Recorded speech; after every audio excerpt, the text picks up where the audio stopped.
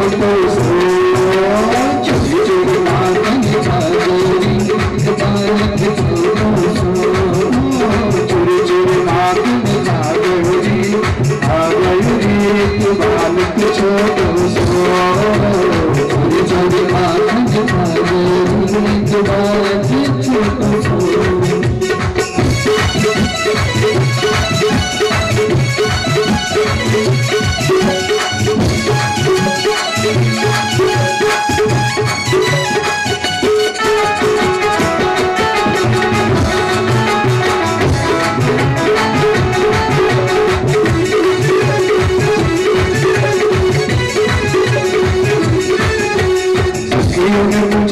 भाई बाप कौन है भाई बाप कौन है भाई बाप कौन है बता गई तो बालक छोटो सो चोरी चोरी माखन खा गई हरी खा गई तो बालक छोटो सो चोरी चोरी माखन खा गई तो बालक छोटो सो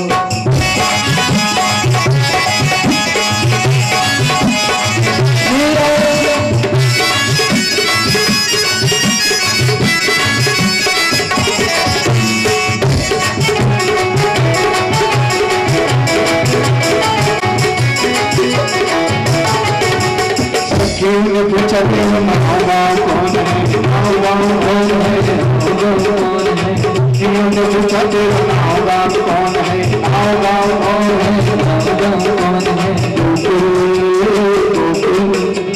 गोकुल को कान्हा बता गयोरी बालक छोटो चोरी माखन खा गयोरी बालक छोटो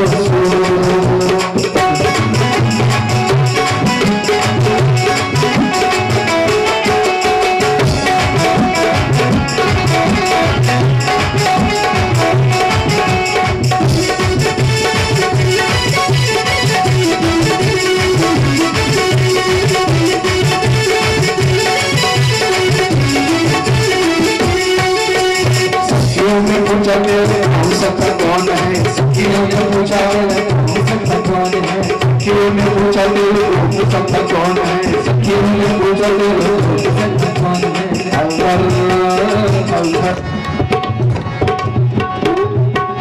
अंदर अंदर अंदर श्री रामा बता गयोरी बालक छोटो सो चोरी चोरी चोरी चोरी चोरी चोरी चोरी चोरी चोरी चोरी माखन खा गई बालक छोटो सो चोरी चोरी माखन खा गई बालक छोटो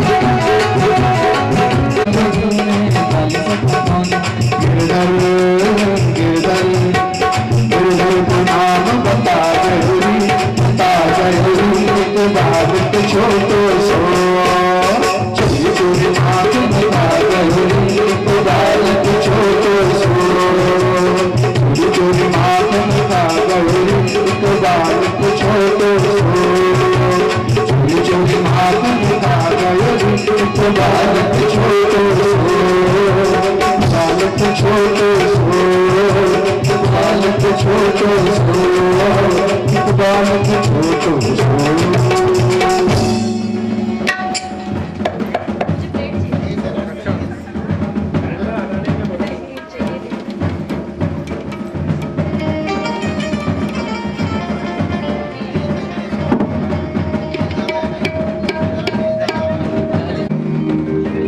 सच्चिदानंद भगवान की भागवत महापुराण की वसुदेव चारूणमर्दनं देवकी परमानन्दं श्रीकृष्णं वन्दे जगद्गुरु। हे कृष्ण करुणा सिंधु दीनबंधो जगतपते गोपेश गोपिकानाथं राधाकान्त नमोस्तुते। तप्त कांचन गौरांगी राधे वृंदे वनेश्वरी वृषभानुसुते देवी प्रणमामि हरिप्रिये। वसुदेवसुतं देवं कंसचारूणमर्दनं देवकी परमानन्दं कृष्णं वन्दे जगद्गुरुं। शान्ताकारं भुजगशयनं पद्मनाभं सुरेशं विश्वाधारं गगनसदृशं मेघवर्णं शुभांगं लक्ष्मीकान्तं कमलनयनं योगविद्यानगम्यं अतुलितबलधामं हेमशैलावदेहं धनुजवनकृशानुं ज्ञानिनामाग्रगण्यं सकलगुणनिधानं वानराणामधीशं रघुपतिप्रियभक्तं वातजातं नमामि। बोली बाल कृष्ण लाल की, सच्चिदानंद भगवान की, भागवत महापुराण की। आइए आज की कथा में प्रवेश करें। उससे पूर्व भगवान नाम उच्चारण।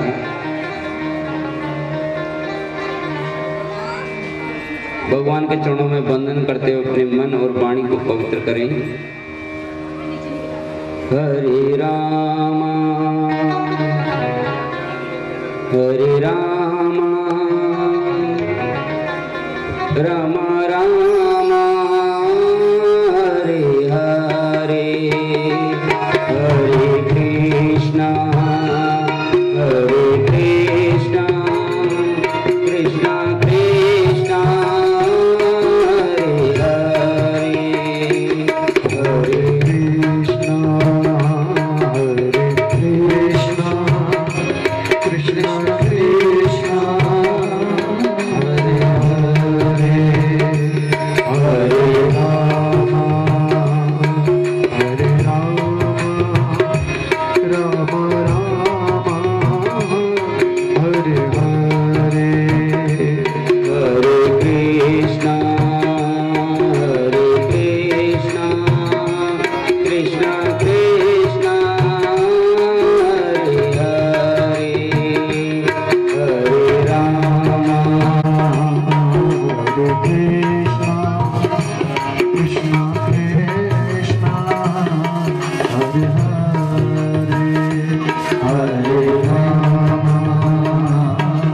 हरे राम राम हरे हरे हरे कृष्णा कृष्णा कृष्णा हरे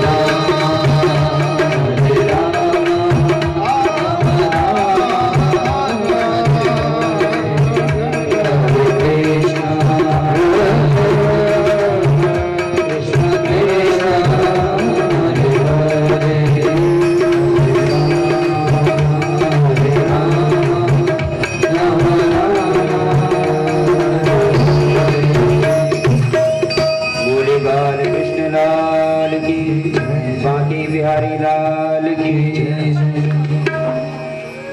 श्रीमद् भागवत कथा का आज 6वां दिवस। भगवान कृष्ण की बाल लीलाओं का वर्णन हम लोगों ने कल श्रवण किया। ये श्रीमद् भागवत कथा श्री पांडे परिवार की तरफ से अपने स्वर्गीय पिता हरि प्रसाद जी के लिए समर्पित करके उनकी मुक्ति कामना के लिए ये यज्ञ इस परिवार की ओर से 6वें दिवस की कथा में भगवान कृष्ण की बाल लीलाओं पर जो हम कल तक कथाएं हुई उनसे आगे का विषय लेकर चलते हैं। भगवान कृष्ण अपनी लीलाओं से ग्वाल बालों को, गोपियों को और जितने भी जीव हैं, गौवे हैं, बछड़े हैं, समस्त वृंदावन में भगवान के साथ सुखपूर्वक रह रही हैं। भगवान की नित्य लीला का वो दर्शन करते हैं और उन लीलाओं को देख करके सभी धन्य होते हैं। कोटि जन्मों के पुण्य उदय होने के कारण भगवान का सानिध्य इन जीवों को मिला है। भगवान ने अपनी विविध लीलाओं के द्वारा यहाँ सबका मन मोहा। कहते हैं नंद नंदन के दर्शन करने के लिए भगवान जब वन में विचरण करते हैं तो पशु पक्षी भी भगवान के पास आ जाते हैं। भगवान कृष्ण की लीलाओं में आप पाएंगे कि भगवान की लीला इतनी गूढ़तम है, उसके पीछे बहुत सारे रहस्य छिपे पड़े हैं और उन लीलाओं को करके भगवान अपने भक्तों का मन कहीं और न भटके, इसलिए अपनी लीलाओं से उनको सबको मोहित करते हैं। भगवान आज ग्वाल बालों के साथ वन में प्रवेश करते हैं गौचारण के लिए। और भगवान गौचारण के लिए जब वन में पहुंचते हैं तो वहाँ भगवान यमुना के तट पर विराजे ग्वाल बालों के साथ खेल करते हैं। और भगवान वहाँ कहते हैं एक असुर आया और अजगर बड़ा सा मुख फैलाकर बैठा। ग्वाल वालों को उसको देखकर लगा कि ये शायद कोई गुफा है और भगवान कहीं और पर विराजे हुए हैं। ग्वाल बाल उस गुफा को सुंदर जान करके उस गुफा में प्रवेश ग्वाल वालों ने किया।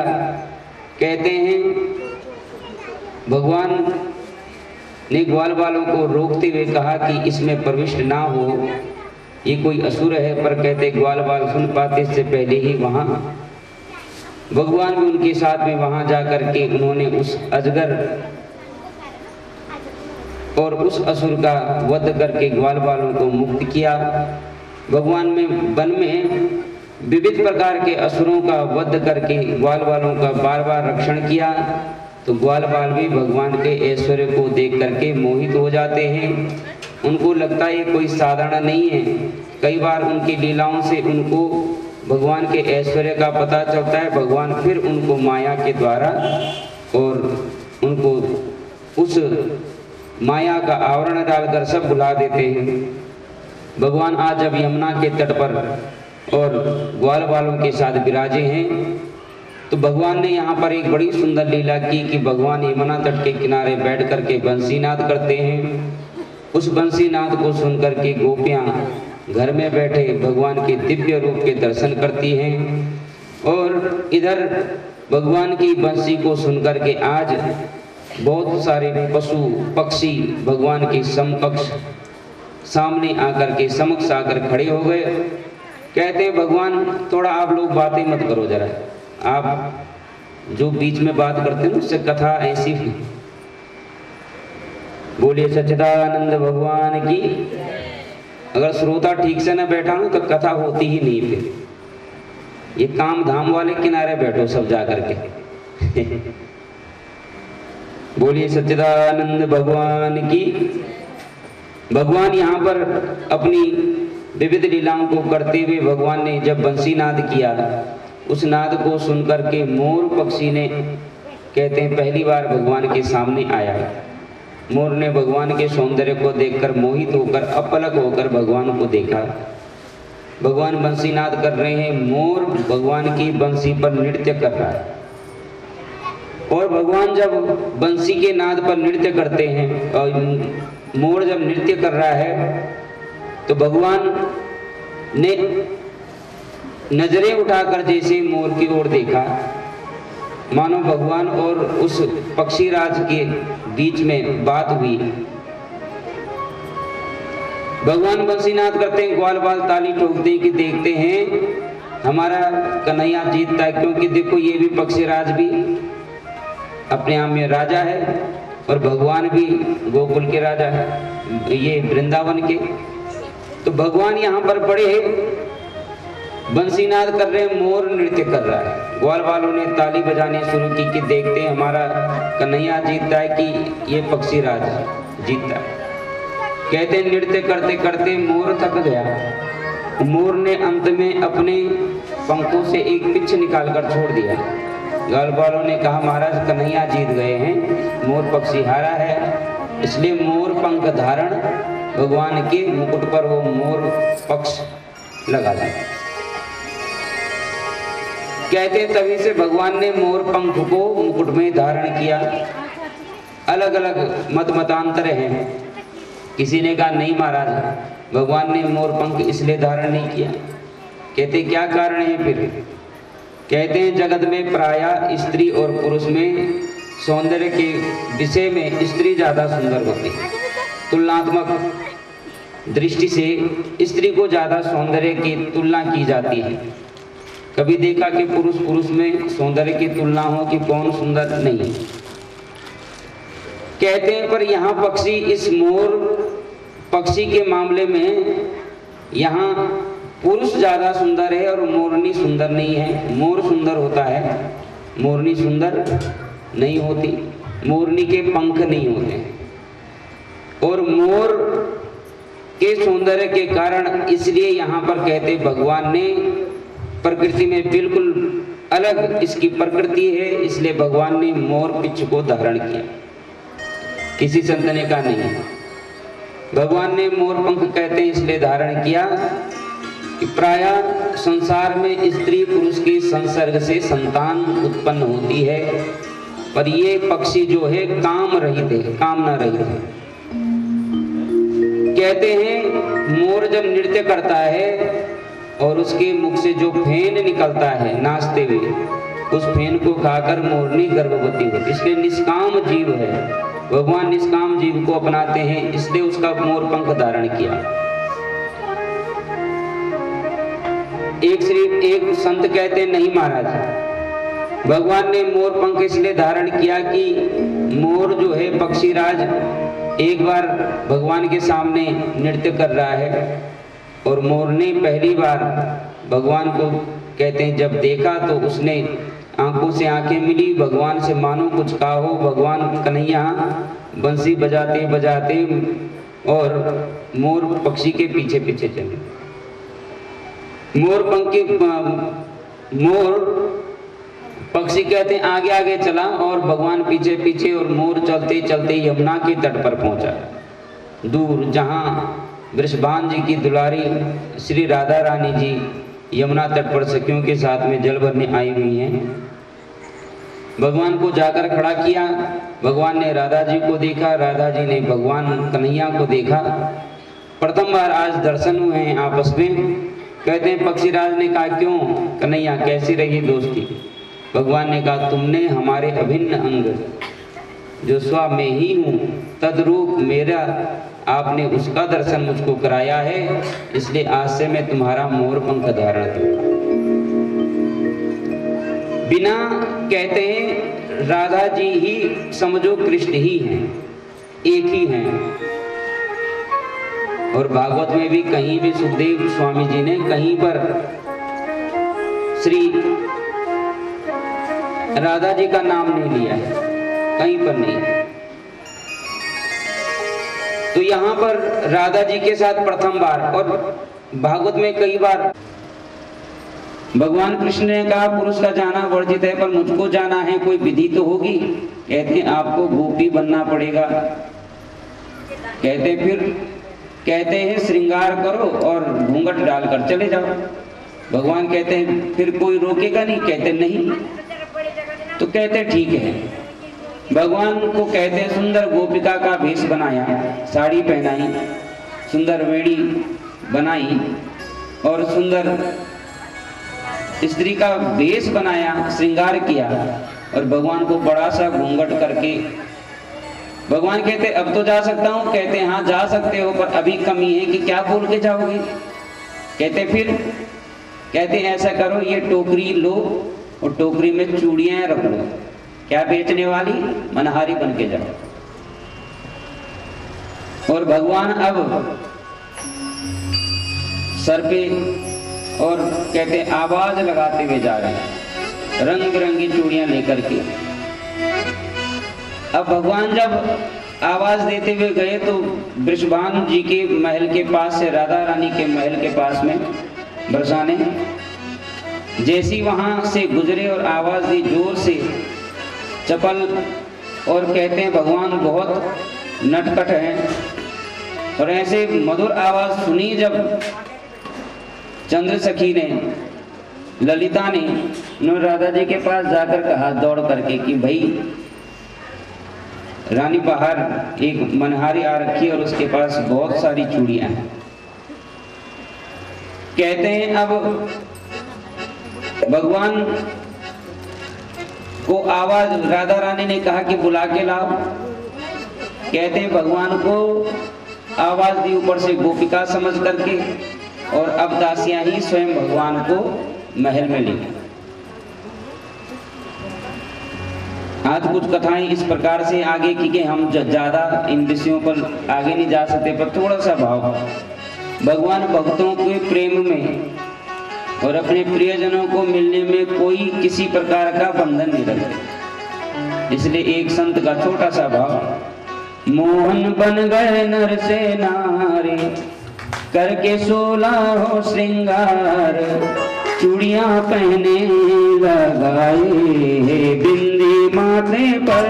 मोहन बन गए नर से नारी, 16 श्रृंगार, चूड़ियां पहने लगाए बिंदी माथे पर। मोहन बन गए नर से नारी, करके 16 श्रृंगार, चूड़ियां पहने लगाए बिंदी माथे पर। मोहन बन गए नर से नार, करके 16 श्रृंगार, चूड़ियां पहने लगाई बिंदी माथे पर।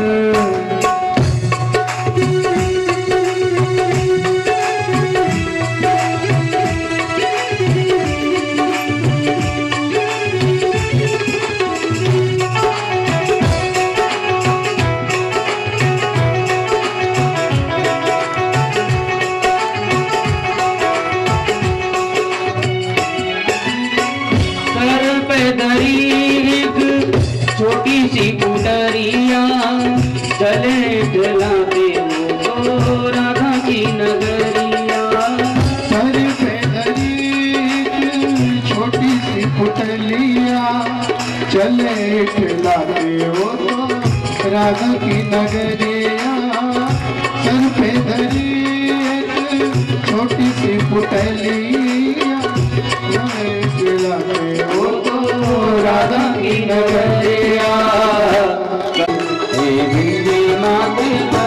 मोहन बन गए नर से नार, करके 16 श्रृंगार, चूड़ियां पहने लगाई बिंदी माथे पर।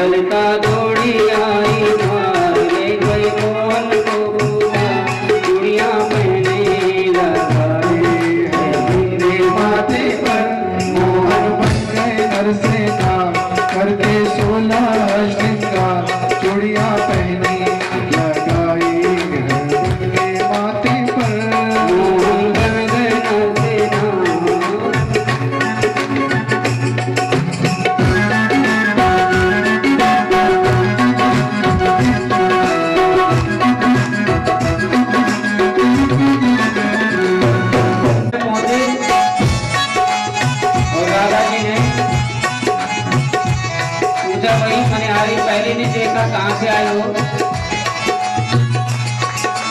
कहाँ के रहने से कभी देखा नहीं, परेशानी में पहली बार देख रही हूँ। भगवान ने घूंघट थोड़ा और नीचे करके और अपना परिचय दिया। बोली राधा आओ आओ मनिहारी, कौन से गाँव में रहती हो प्यारी।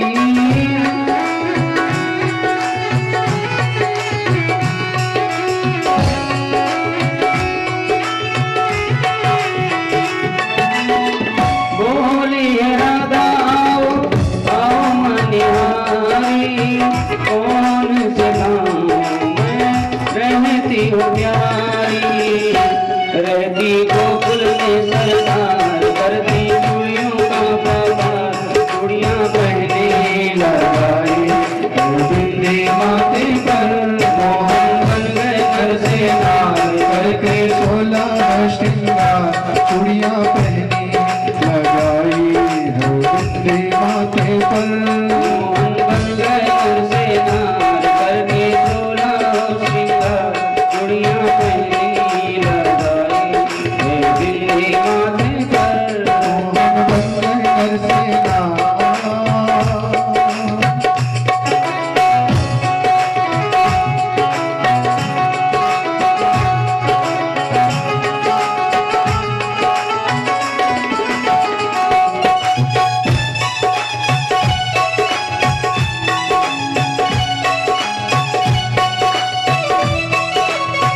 भगवान सोचते हैं कि राधा रानी पहचान जाए आवाज से, कुछ से। अब राधा जी को भगवान ने फिर पूछा कि भाई एक, अब भगवान पूछते हैं कि रानी में आपको कौन सी रंग की चूड़ियां पहनाऊं। राधा जी ने कहा हमारे तो प्रिय है भगवान श्याम सुंदर, इसलिए श्याम वर्ण की जो चूड़ियां वो पहना दो। बोली है राधा चूड़ियां हमें तो पहनाई, तब श्याम सुंदर ने पगड़ी कराई।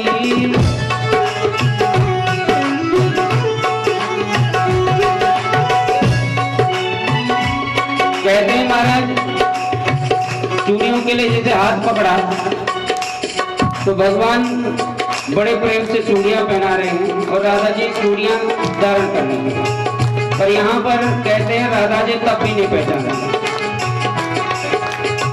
बोली है राधा चूड़ियां हमें तो पहनाई, तब श्याम सुंदर ने पगड़ी कराई।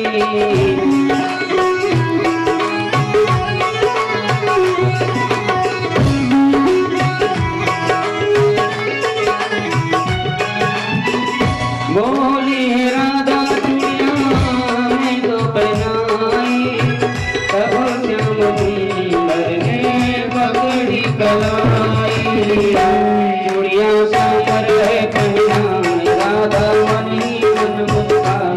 चूड़ियां श्याम रहे पहनाई, राधा मनी मन मुस्कान। चूड़ियां पहने लगाई बिंदी माथे पर। मोहन बन गए घर से नार, करके 16 श्रृंगार, चूड़ियां पहनी लगाई है और भगवान कहते देखते कि राधा नहीं पहचानते तो भगवान ने करा दी, चूड़ी पहनाते पहनाते जोर से राधा जी को चूड़ी काट देते। अब राधा जी को जैसे चूड़ी लगी, राधा जी तुरंत समझ गई कि ये शरारत तो केवल कन्हैया कर सकते, इसलिए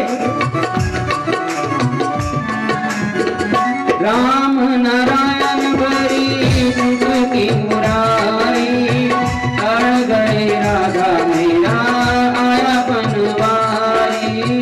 राम नारायण बड़ी सुख की मुरारी, अड़ गए राधा आया बनवारी। मोहन बन गए नर से नार, करके 16 श्रृंगार, चूड़ियां पहने लगाई है बिंदी माथे पर। मोहन बन गए नर से नार, करके 16 श्रृंगार, चूड़ियां पहनी लगाई है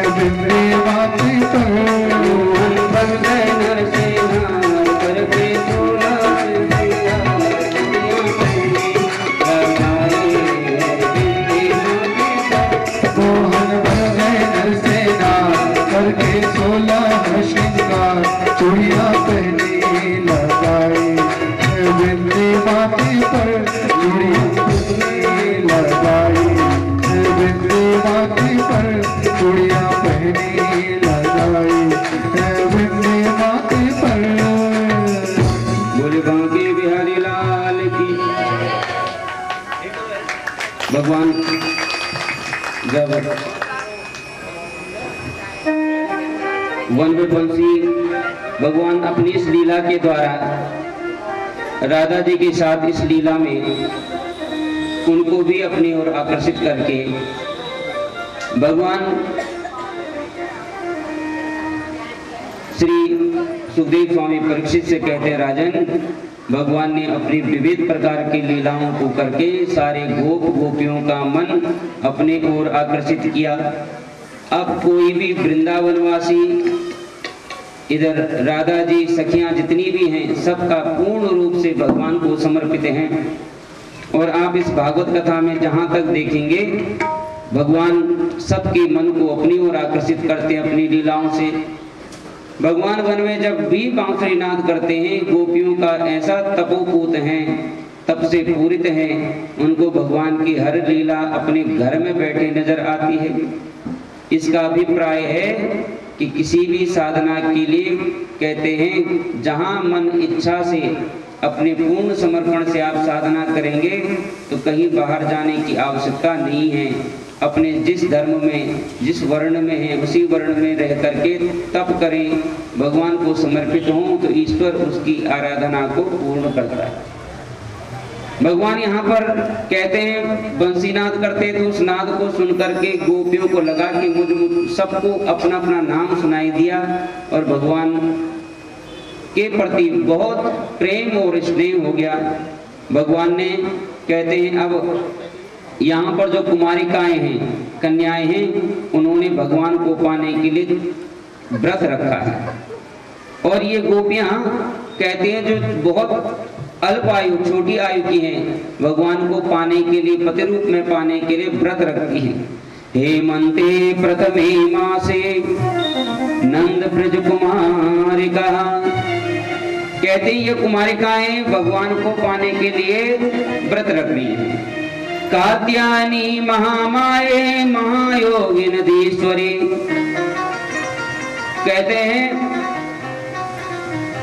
भगवती की, कहते हैं प्रातः काल ब्रह्म मुहूर्त में उठती हैं, यमुना तट पर जाती हैं और उस जल में स्नान करती हैं और स्नान करने के बाद शुद्ध इत्यादि होकर के माँ भगवती का, कात्यायनी का पूजन करती है। किस लिए?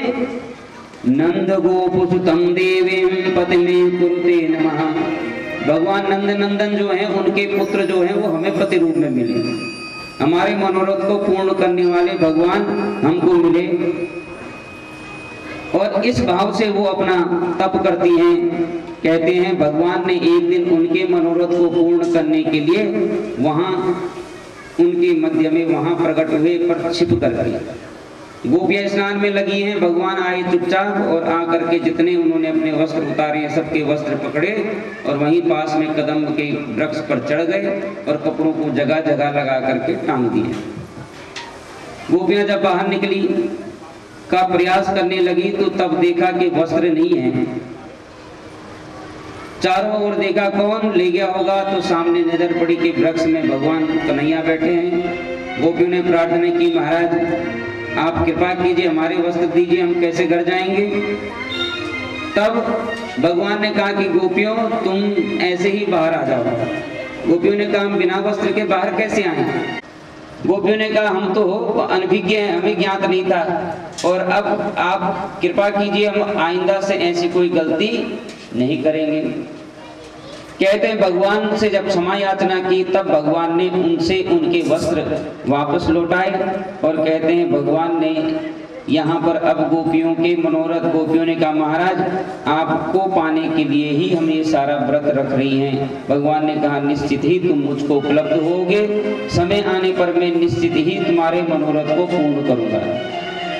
भगवान कहते हैं महाराज इस समय गोपियों को अब बहुत स्नेह जब प्रेम होने लगा तो भगवान जब भी वन से लौट करके आते, गोपियां उलाहना देती, महाराज आप बंसी बजाते हो, हमारा नाम लेते हो, हमारा कार्यभार सारा छूटता है, घर में बहुत सास और ससुर की उलाहना सुननी पड़ती है, आप कृपा कीजिए, आप हमको सनाथ कीजिए, हमको अपनाइए। भगवान कहते हैं जब मैं बांसुरी नाद करूंगा अर्धरात्रि के शरद रात्रि में, तब तुम आना, और शरद रात्रि की को जब मैं बुलाऊंगा तुम्हारा नाम लेकर, तब तुम आना। भगवान कहते हैं जब वन में जाते हैं और वन में जाकर के शरद रात्रि में जब बंसी नाद करते हैं, उस बंसी नाद को सुन करके सारी गोपियों ने कहते अर्धरात्रि के समय में वो नाद सुना।